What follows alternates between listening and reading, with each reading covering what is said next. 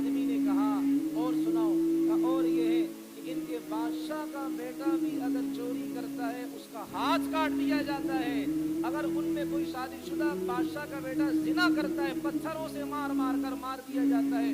कानून इनके यहाँ इतना जबरदस्त है, काले गोरे की कोई तमीज नहीं, अमीर गरीब की कोई तमीज नहीं, मौलवी साहब गैर मौलवी साहब की कोई तमीज नहीं, प्राइम मिनिस्टर और गैर प्राइम मिनिस्टर की कोई तमीज नहीं।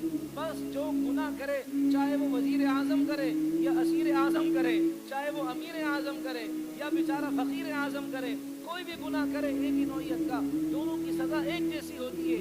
ये नहीं अमीर गुनाह करे उसको तो जेल में ले जाओ, वो ऐसी वाली जेल के अंदर उसको रखो और मुसल्लम उसके लिए आ रहे हैं, गरीब जाए तो उसके लिए ऐसी जेल वो इंतखाब किया जाए कि जहाँ का बाथरूम इतना गलीज और गंदा होता है, और जहाँ का कमरा इतना गलीज और ताफुनदार बदबूदार होता है, ऐसा कोई मामला नहीं। जब उसने ये सुना तो उसने कहा कि भाई अगर ये मोहम्मद अरबी अलैहिस्सलातु वस्सलाम के दीवाने इस तरह हैं तो मेरे लिए ज़मीन का पेट ज़मीन के ऊपर से बेहतर है, यानी मैं मर जाऊं ये बेहतर है मेरे लिए, हम इनसे जीत नहीं सकते। और ऐसा ही हुआ। खालिद इब्न वलीद रज़ी अल्लाह अन्हु की फौजें जब अजनादैन के मकाम पर आईं और जब मुसलमानों ने उनका मुकाबला किया, अल्लाह तबारक व तआला ने मुसलमानों को फतह अता फरमाई और दुश्मन शिकस्त खुर्दा हो गया। लेकिन खालिद इब्न वलीद यहाँ ठहरे नहीं, अब यरमुक की तरफ रवाना हुए, यरमुक की तरफ जाना है। अब यरमुक की तरफ निकले। मैंने कहा कि 7,000 3 या 21,000 हज़रत शुरहबील इब्न हसना रज़ी अल्लाह अन्हु उनके पास जो फौज थी 6,000 वो, और 9,000 हजरत खालिद इब्न वलीद के पास, तकरीबन ये 36,000 मुसलमानों की टोटल फौज बनती है मुल्क शाम की। और हिरकल ने जो फौज जमा की थी मुसलमानों के लिए 2,20,000, 36,000 का मुकाबला का 2,20,000 के मुकाबले में, लेकिन मुसलमान सर पर कफन बांध कर निकले भाई।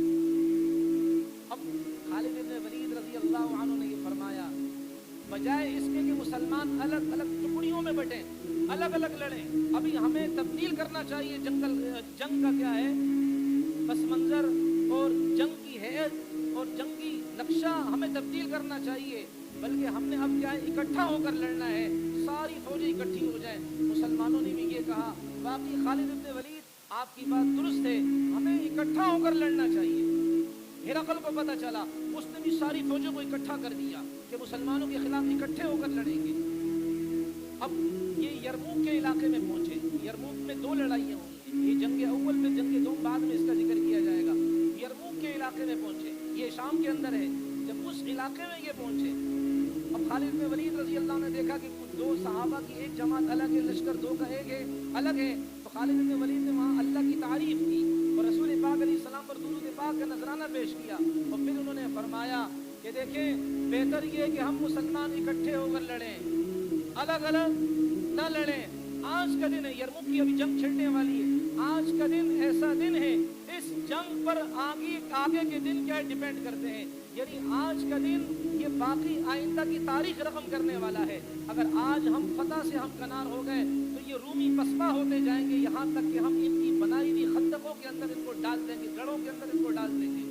लेकिन अगर आज हमने शिकस्त खा ली तो फिर क्या है, आगे भी हमारे लिए ऐसा ना हो कि शिकस्त के दरवाजे खुल ना जाए। लिहाजा आज के दिन हमें जमा मर्दी से लड़ना है, चफाकशी से लड़ना है।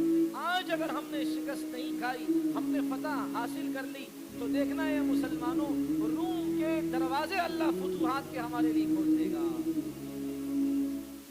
इससे एक सबक क्या मिला, आज अगर ये सुप्रीम कोर्ट का फैसला हो गया मस्जिद के गिराने का और उस पर अमल हो गया, खुदा की कसम पाकिस्तान की कोई मस्जिद नहीं बचेगी। आज का फैसला अगर हो गया, खालिद इब्न वलीद भी यही फरमा रहे हैं रज़ी अल्लाह अन्हु, आज का फैसला अगर हो गया हमारी फतह का, फिर कोई हमें रोक नहीं सकता। दुनिया अल्लाह हमारे कब्जे में डालेंगे, अल्लाह तबारक व तआला की फजल से हमारे कदमों के नीचे दुनिया की सरजमीन आएगी। आज अगर हम इकट्ठे होकर इत्तेफाक से लड़े, इख्तिलाफ नहीं हो। यहाँ तो मुसीबत ये है, काना फूसियां करते हैं, अरे जी वहां जाने से क्या होगा, यहाँ बैठकर दुआएं करो, वहां जाने से क्या होगा। अरे अल्लाह ताला ने हुक्म दिया है, अल्लाह ने हुक्म दिया है, मस्जिदों को आबाद करो। मस्जिदों की आबादी सिर्फ जिक्र और अस्कार से नहीं होती है, مسجدوں کی آبادی صرف نماز پڑھنے سے نہیں ہوتی ہے، مسجدوں کی آبادی نماز پڑھنا بھی ہے، مسجدوں کی آبادی ذکر و اذکار بھی ہے۔ خدا کی قسم مسجدوں کی آبادی، مسجدوں کی نگہبانی، پاسبانی، حفاظت اس پر بھی ہے۔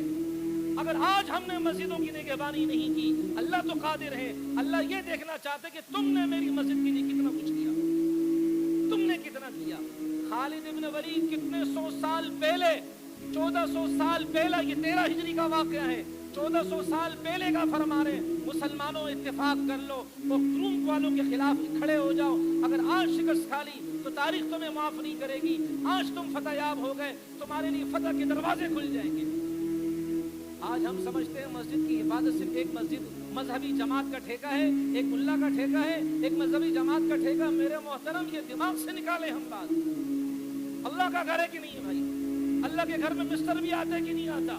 اللہ کے گھر میں ملا بھی آتا ہے، مسٹر بھی آتا ہے۔ اللہ کا گھر سب کے ذمے ہے۔ میرے محترم میں آپ کے سامنے ہاتھ جوڑتا ہوں، یہ کوئی سیاسی کارڈ کھیلنا نہیں، اللہ کا گھر ہے، یہ آپ کے ذمے ہے یہ کہ آپ سب کے سب مجھ سمیت نماز کے بعد احتجاج پرامن اپنا ریکارڈ کروائیں۔ مسجدوں کی آبادی کرنے والے بھائی بھی جو مذہب سے تعلق رکھتے ہیں، مذہب سے زیادہ دلچسپی ہے وہ بھی، اور جو زیادہ تر دنیا کے اعتبار سے وہ بھی، اللہ کا گھر ہے، اللہ کا گھر سب کے لیے برابر ہے بھائی۔ اب تو یہ عملی میدان آیا، اب کرنے کا وقت آیا، دیکھتے کون جاتا ہے بھائی۔ خدا کی قسم اگر میرے قدم آپ کے قدم لگ گئے اور یہ کورٹ کا فیصلہ واپس ہو گیا، اللہ کی قسم صدقہ جاریہ کا اکاؤنٹ کھل جائے گا۔ قیامت تک جتنے سجدے ہوں گے، جتنے درس قرآن ہوں گے، جتنے حدیثوں کے درس اس مسجد میں ہوں گے، سب کا ثواب اللہ میرے آپ کے کھاتے میں ڈالے۔ یہاں وہ بھی ضرورت ہے، میں اس کا انکار نہیں کرتا۔ پانی کا مسئلہ ہوتا ہے، ہم وہ روڈ بند کر دیتے ہیں، ہمارا حق ہے بنیادی، ہم ٹیکس دیتے ہیں، ہم اس ملک میں رہنے والے ہیں، ہمیں سہولیات دی جائیں، یہ پرامن احتجاج ہے۔ جب اتنے چیز کے لیے ہم جانے کو ایگری ہیں، اللہ کا گھر تو پانی کے نزدیک، اللہ پانی کی اللہ کے ہاں، اللہ کے گھر کے ہاں اس کی کیا حیثیت ہے؟ پانی والا اللہ جس کا گھر محفوظ نہ ہو، پانی سے کیا کرے گی بھائی؟ اس لیے میرا محترم عزیزو، آج پہلے کبھی میں نے اتنا تگڑا، اتنا سخت مطالبہ نہیں کیا، آج کر رہا ہوں۔ اللہ کا گھر ہے، میں نہیں چاہتا، میری بالکل آپ سے یہ درخواست نہیں، آپ کسی سیاسی جماعت کے ساتھ نہیں ہوتا ہو، لیکن اللہ کا گھر ہے، یہ ایک JUI کا اس کے ذمہ یہ فرض نہیں ہے، صرف علماء کے ذمہ نہیں ہے بھائی، صرف ٹوپی اور داڑھی اور پگڑی والے کے ذمہ نہیں ہے، ہر مسلمان کے ذمہ ہے، چاہے وہ بابو ہو، چاہے وہ مسٹر ہو۔ خدا کی قسم ہم ان کے قدموں میں اپنی پگڑیاں رکھنے کو فخر محسوس کرتے ہیں، ہمارے بھائی ہیں، ہماری جان ہے، ہمارے ملک کے باسی ہیں، ہمارے مسلمان بھائی ہیں وہ۔ لیکن آج ان سے بھی درخواست ہے، اللہ کے واسطے اپنے کاروباری مصروفیات کو آگے پیچھے کر کے کاروبار ہوتا رہے گا۔ جس دن جسم سے جان نکل گئی، سوکھ کر لکڑی کی طرح ہو گئے، اس دن بھی تو کاروبار چلانے والے ہماری اولادیں پیچھے ہوں گی کہ نہیں ہوں گی؟ ہمارا سیٹ کسی نئے مزدور کو بھرتی کر لے گا، 1-2 گھنٹے سے کچھ نہیں ہوتا، لیکن خدا کی قسم آخرت کا بہت کچھ ہوگا ہمارا آپ کا انشاءاللہ۔ اس لیے آپ بھائیوں سے درخواست ہے، وقت نکالیں، تھوڑی دیر کے لیے جائیں، آدھے گھنٹے کے لیے جائیں، واپس آ جائیں، کوئی مسئلہ نہیں۔ آپ کی حاضری مدینہ مسجد طارق روڈ پر نہیں لگے گی، وہاں بھی لگے گی، خدا کی قسم گنبد خضرا میں محمد عربی کے سامنے ہماری آپ کی حاضری لگے گی۔ یہ کتنا بڑا فخر ہے کہ محمد عربی علیہ السلام کو کہا جائے گا، اے اللہ کے نبی علیہ السلام، آپ کی لاڈلی گناہگار، ضعیف، کمزور، لاغر، ظلم کی چکی میں پسی ہوئی امت تو آپ کے اللہ کے گھر کی حفاظت کے لیے نکلے تھے، اپنی غربت کو پیچھے کیا، ضروریات کو پیچھے کیا، حاجتوں کو پیچھے کیے، آگے نکلے۔ اس لیے خدا کے لیے ایسا ماحول نہ بنائے ہم کہ ہم یہ کہیں کہ جی خواہ مخواہ وہاں جا رہے ہیں۔ یہ پاگل ہے مفتی تقی عثمانی صاحب، اتنا بڑا انسان جسے حرمین شریفین کے ائمہ ان کو ویلکم کہیں، ان کے لیے اپنے راہوں میں پلکیں بچھائیں، ان کے لیے وہ کہہ رہے ہیں کہ بھائی اب اس کی ایک اینٹ بھی گرنے نہیں دیں گے، ہم پرامن احتجاج کریں گے۔ تو میں آپ کی کیا حیثیت ہے؟ ماں و شما چیز میں وہ آپ کیا چیز جائیں گے بھائی؟